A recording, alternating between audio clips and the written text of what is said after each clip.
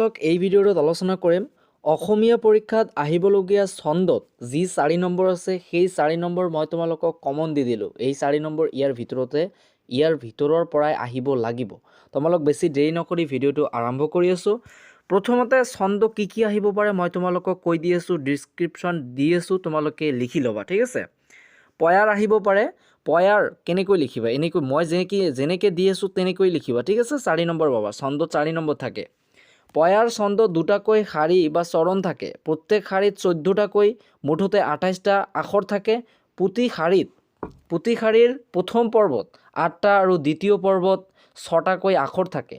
প্ৰতি পৰ্বৰ শেষত যতি পৰে, যেনে জিলিকা পক্ষীৰে হাঁহে, এই চিনটোক যতি বোলে, ঠিক আছে। ৰবিৰ কিৰণ, জিলিকা পখিলা নাচি ফুৰে আগনন। তাৰপাছত কি পৰে তোমালোকৰ ছন্দত, দুলৰি। এই ছন্দত একোটা স্থৱকত প্ৰথম ডখৰৰ 3টা আৰু পিছৰ ডখৰত 3টাকৈ 6টা চৰণ থাকে।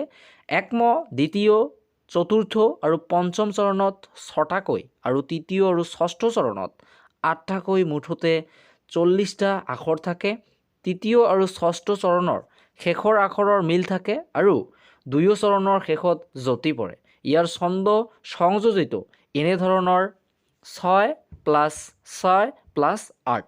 উদাহৰণস্বৰূপে দিছে তোমালোকক, শুৱনি আমাৰ গাঁওখন অতি শুৱনি গছেৰে ভৰা, ডাল ভৰি ভৰি ফুল লাগে, ক'ত পাওঁ তল চৰা। তোমালোকে যদি তোমালোকৰ দুলৰি আহে তেন্তে এইটো উদাহৰণ দি দিবা, মাৰ্ক আৰু পাই যাবা। তাৰপিছত তোমালোকৰ যতি দিব। পঢ়াৰ সময়ত যদি নিশ্বাস ৰৈ যায় তাক যতি বোলে। যেনে প্ৰথমে প্ৰমাহ ব্ৰহ্ম, ৰূপী সনাতন, সৰ্ব অৱতাৰ কাৰণ নাৰায়ণ। চৰণ তোমালোকক কৈছে। গদ্য বা কবিতাৰ শাৰীৰ একোটা ভাগক চৰণ বোলা হয়। যেনে নিচিনো তোমাক ক'ত আছা প্ৰভু আমি অতি সৰু ল'ৰা। ইয়াত নিচিনো তোমাক, ক'ত আছা প্ৰভু, এই সকলোবোৰ একোটা চৰণ। ছবি তোমালোকক দিব পাৰে, মানে কি ছন্দ দিল, তোমালোকক যিকোনো এটা দিল, সেইটোৰ ডিছক্ৰিপশ্যন লিখিব লাগে, ঠিক আছে, ডিছক্ৰাইব কৰি লিখিব লাগে। ছবি ছন্দ দুলৰিৰ দৰে। এই শাৰীত 2 শাৰীত পূৰ্ণ হয়। একম, দ্বিতীয়, তৃতীয়, চতুৰ্থ চৰণত 8টাকৈ আৰু ষষ্ঠ চৰণত 10টাকৈ মুঠতে 52টা আখৰ থাকে। তৃতীয় আৰু ষষ্ঠ চৰণৰ শেষৰ আখৰৰ মিল থাকে আৰু দুয়ো চৰণৰ শেষত যতি পৰে। ইয়াত ছন্দ সংযুক্তি হয় এনেধৰণৰ 8 + 10। উদাহৰণ, তুমি চিত্ত বৃত্তি মোৰ প্ৰৱৰ্তক নাৰায়ণ, তুমি নাথ মই নথাবন্ত, চৰণ ছাত্ৰৰ ছায়া, দিয়া দূৰ কৰা মায়া, তাৰ কৰা দয়া প্ৰভু ভগৱত। ঝুমুৰা দিব পাৰে তোমাক। ঝুমুৰা ছন্দত প্ৰতি শাৰীত 8টাকৈ মুঠতে 16টা আখৰ থাকে। দুয়ো চৰণেৰে শেষ আখৰৰ মিল থাকে আৰু শেষত যতি পৰে। ঘাইকৈ আদিৰ বৰ্ণনাত এই ছন্দৰ ব্যৱহাৰ হয়। যেনে পদ্ম যেন ৰজনীত সবে ভৈলা সংকুচিত। তাৰপিছত তোমালোকে দেখা কি আছে তোমাৰ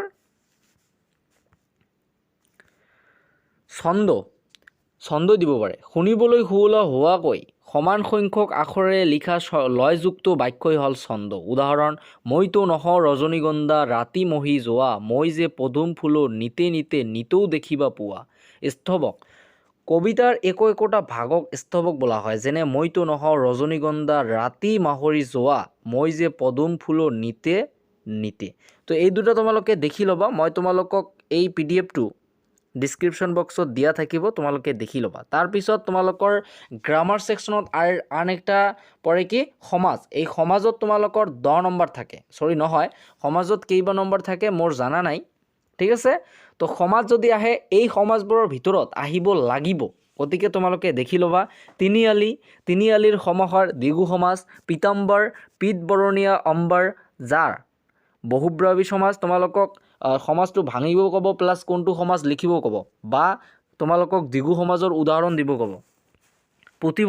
পুথিৰ ভঁৰাল ষষ্ঠী তৎপুৰুষ, পূৰ্ণজীৱভূমি কৰ্মধাৰয় সমাজ। পূৰ্বলোচনত পদ্মৰ নিচিনা লোচন, চকু যাৰ কৰ্মধাৰয় সমাজ। পদ্ম আছে নাভিত যাৰ বহুব্ৰৱী সমাজ। পঞ্চতন্ত্ৰৰ সমাহাৰ দ্বিগু সমাস। পঞ্চা অমৃতৰ সমাহাৰ দ্বিগু সমাস। মাতৃভক্তি মাতৃলৈ ভক্তি তৎপুৰুষ সমাস। মাতৃভূমি মাতৃ নিচিনা ভূমি অব্যয়ীভাৱ সমাস। আজীৱন জীৱন পৰ্যন্ত অব্যয়ীভাৱ সমাস। আমৰণ মৰণ পৰ্যন্ত অব্যয়ীভাৱ সমাস। অষ্টধাতুৰ সমাহাৰ দ্বিগু সমাস। সাধু পুৰুষ সাধু যি পুৰুষ কৰ্মধাৰয় সমাস। সাত বিহু সাত দিনা ব্যাপী যি বিহু দ্বিগু সমাস। তাৰপিছত কি আছে ত্ৰিফলাৰ সমাহাৰ দ্বিগু সমাস। ত্ৰিমূৰ্তিৰ সমাহাৰ দ্বিগু সমাস। চক্ৰপাণি এইটো মোষ্ট ইম্পৰ্টেণ্ট হয়। চক্ৰ আছে পাণিত যাৰ বহুব্ৰয়ী সমাস। চন্দ্ৰমুখী চন্দ্ৰৰ নিচিনা মুখ কৰ্মধাৰয় সমাস। সত্যাগ্ৰহ সত্যৰ প্ৰতি আগ্ৰহ কৰ্মধাৰয় সমাস। সপ্তাহ বা 7 দিনাৰ সমাহাৰ দ্বিগু সমাস।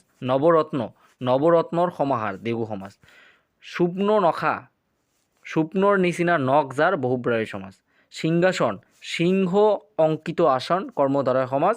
মাওচাল মা আৰু চাউল দ্বন্দ্ব সমাস। ত্ৰিনয়ন তিনি নয়নৰ সমাহাৰ দ্বিগু সমাস। উপকূল কুলৰ সমীপ অব্যয়ীভাৱ সমাস। উপবন বনৰ সমীপ ঠিক আছে অব্যয়ীভাৱ সমাস। উৰজাহাজ উৰে যি জাহাজ কৰ্মধাৰয় সমাস। নীলাম্বৰ নীল যি অম্বৰ কৰ্মধাৰয় সমাস। হৰিহৰ হৰি আৰু হৰ দ্বন্দ্ব সমাস। তেল আৰু পানী দ্বন্দ্ব সমাস। পানী আছে পাণিত যাৰ বহুব্ৰয়ী সমাস। মহাপুৰুষ মহৎ যি পুৰুষ কৰ্মধাৰয় সমাস। মৌচাক যি ষষ্ঠী তৎপুৰুষ সমাস। ত্ৰিভুৱনৰ সমাহাৰ। এইখিনি তোমালোকে দেখি ল'বা। মই তোমালোকক নোটখিনি কৈ আছোঁ, যদি কোনোবা ইনকেছ তোমালোকে নোৱাৰা সেইটোৰ কাৰণে এই নোটটো হয়, ঠিক আছে। এতিয়া দেখা, যদি সমাজ কৰিবলগীয়া পদটোত হাইফেন থাকে, হাইফোন কোনটো মই ইয়াত দি দিছোঁ, হাইফোন থাকে, তেন্তে সেইটো কি সমাজ হ'ব? দ্বন্দ্ব সমাজ হ'ব। হাইফেন যদি থাকে সেইটো দ্বন্দ্ব সমাজ, ঠিক আছে। 2 নম্বৰ, সংখ্যাবাচক শব্দবোৰ দ্বিগু সমাজ হ'ব। সংখ্যাবাচক দিবৰ ত্ৰিফলা চাৰিআলি পঞ্চামৃত দোমাহী এইবোৰ শব্দত পঞ্চ চাৰি দো বুজাইছে, সেয়েহে এইবোৰ দ্বিগু সমাজ হ'ব। মানে কি কৈছে, যদি তাত সংখ্যাৰ কোনো ৱাৰ্ড আছে সেইটো দ্বিগু সমাজ হ'ব। 3 নম্বৰ, বেলেগ ধৰণৰ অৰ্থ বুজালে বহুব্ৰয়ী সমাজ হ'ব। যেনে শূল পানী, এই শব্দ অৰ্থটো হ'ব এনেধৰণৰ, শূল আছে পানীত যাৰ, কিন্তু বাস্তৱিকতে শূল পানী শব্দটো শিৱক বুজাইছে। সমাপ্য ওচৰ অভাৱ সাদৃশ্য পৰ্যন্ত যোগ্যতা আদি অৰ্থ বুজালে অব্যয়ীভাৱ সমাজ হ'ব, ঠিক আছে। তো ছাত্ৰ ছাত্ৰীসকল, মই আশা কৰোঁ এইবোৰ সমাজ আহিব লাগে, গতিকে তোমালোকে এইবোৰ পঢ়ি লোৱা, আৰু তোমালোকৰ যিটো নোট আছে সেই নোটটো ইম্পৰ্টেণ্ট হয়, তো তোমালোকে লিখি ল'বা, ঠিক আছে। PDF-ৰ লিংকটো ডিছক্ৰিপশ্যন বক্সত দিয়া থাকিব, তোমালোকে তাৰ পৰা কালেক্ট কৰিবা, ঠিক আছে। তো আজিৰ ভিডিঅ'টো আমালোক ইয়াতে সমাপ্ত কৰিলোঁ।